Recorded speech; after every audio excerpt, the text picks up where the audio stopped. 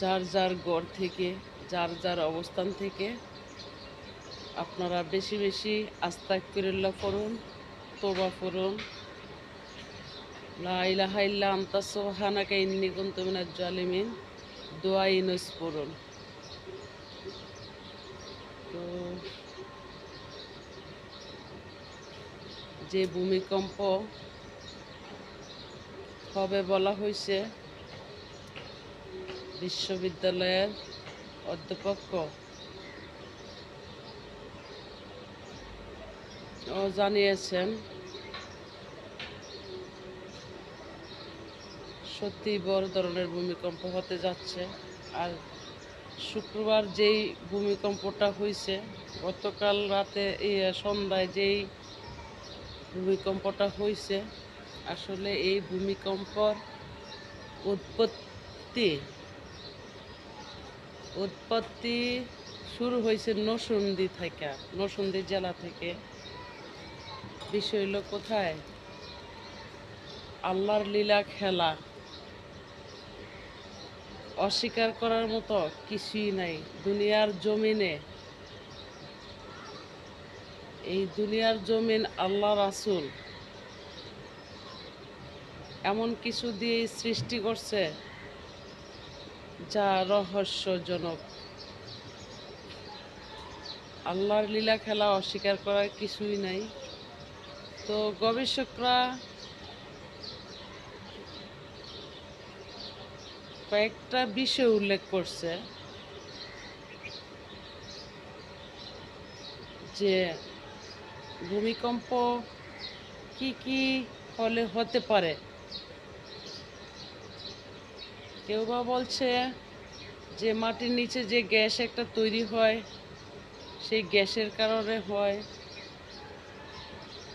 জানলার এমন কিছু আগুন মাটির নিচে তৈরি করে রাখছে, সাত জমিন সাত আসমান আমরা জেনে এসেছি। সেই আগুনের তাপ থেকেও তৈরি হয়। কয়েকটা বিষয় উল্লেখ করছে যা আমার গবেষণা করার ক্ষমতা আল্লাহ দেয় নাই, দিলেও যে আমি অত বড় হতে পারি নাই, অন্যদিকে আমি দুর্বল আছি। তো মনে হয় যে দুর্বলটা ভাবতে গেলে জীবনে ভুলই করছি। মানুষও বানায় আল্লাহ, পৃথিবী সৃষ্টি করে আল্লাহ লেখছে কোরআনে। তো সেই কোরআন যদিও চর্চা করে গবেষক হতে পারতাম, মনে হয় যে আল্লাহর কাছে কিছু জবাব দিতে পারতাম। কিন্তু সেই ক্ষমতা আল্লাহ দিলেও আমরা করি নাই। আমরা মানুষ হইয়া মনে হয় যে ভুলই করছি জীবনে, যে ভুলের মাসুল আল্লাহর কাছে কি জবাব দিব, ভয়ে আতঙ্কিত।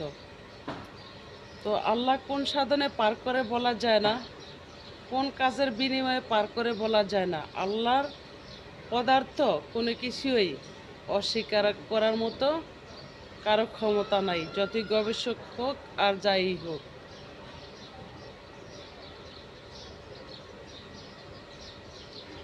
পৃথিবী, দুনিয়ার জমিন মানুষ সৃষ্টি কইরা আল্লাহ লিখছে কোরআনে, সেটাই সত্য। তো বিশ্ববিদ্যালয়ের গবেষক যা বলছে সেটা যদি ভাবতে যাই, ভয়ই হচ্ছে যে একটা মাটির নিচে একটা প্লেট আছে, যেমন প্লেটটা মধ্যে ফলকের মধ্যে কিন্তু পৃথিবীটা বসানো, সেই পৃথিবীটা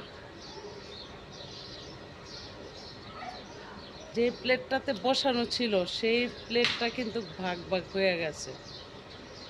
যেমন উনি বলছে লক ছুটে গেছে, একটু নজিরা দেখানো হয়েছে। তা যেহেতু লক ছুটে গেছে, এখন বড় হওয়ার সম্ভাবনা রয়েছে, মানতে হবে। তারা কিন্তু সাধারণ নয়, যারা উল্লেখ করছে সকলেই সতর্ক হয়ে যার যার জায়গা থেকে, আতঙ্ক নয়। আপনার হাতে হাতে মোবাইল, ঘরে ঘরে টিভি, তাহলে আপনারা কি করতে হবে? আল্লাহ রাসূলের কাজ করতে হবে, বেশি বেশি আস্তাগফিরুল্লাহ পড়বেন, ইউনূস নবীর দোয়া পড়বেন। বিপদ দেওয়ার মালিকও আল্লাহ, রক্ষা করার মালিকও আল্লাহ। তাহলে যার যার ছেলে মেয়ে সাথে রেখে দোয়া দুরূদ পড়ুন, আস্তাগফিরুল্লাহ পড়ুন। তো যেখান থেকে ভূমিকম্প উৎপত্তি হচ্ছে সেটা হলো নরসিংদী জেলা। যেমনটা একটা যোগাযোগ যে একটা থাকে, চট্টগ্রামতে নোয়াখালী, নোয়াখালীতে সিলেট থেকে ভারত পেয়েছে। তো সেইখানে মাঝখানে কিন্তু নরসিংদী, তো সেই নরসিংদী থেকেই ভূমিকম্প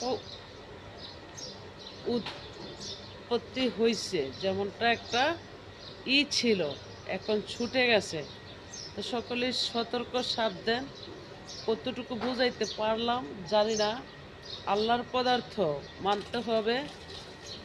আল্লাহ কোরআনে কারিমে যা আবিষ্কার করছেন তাই সত্য, যেই যা বলুক।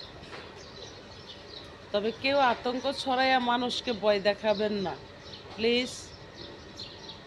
পারলে ভালো পরামর্শ দিন, যেন যার যার জায়গা থেকে আল্লাহ রাসূলের কাছে ক্ষমা চায়, তোবা পড়ে, আস্তাগফিরুল্লাহ পড়ে, এমনকি দোয়া ইউনূস পড়ে। যে আল্লাহ বিপদ দেয় সে আল্লাহই রক্ষা করে। তো এখানে আতঙ্ক ছড়ানোর কিছুই নেই। আমার জায়গা থেকে আমি বললাম, আশা করি আপনাদের জায়গা থেকে আপনারা বলবেন।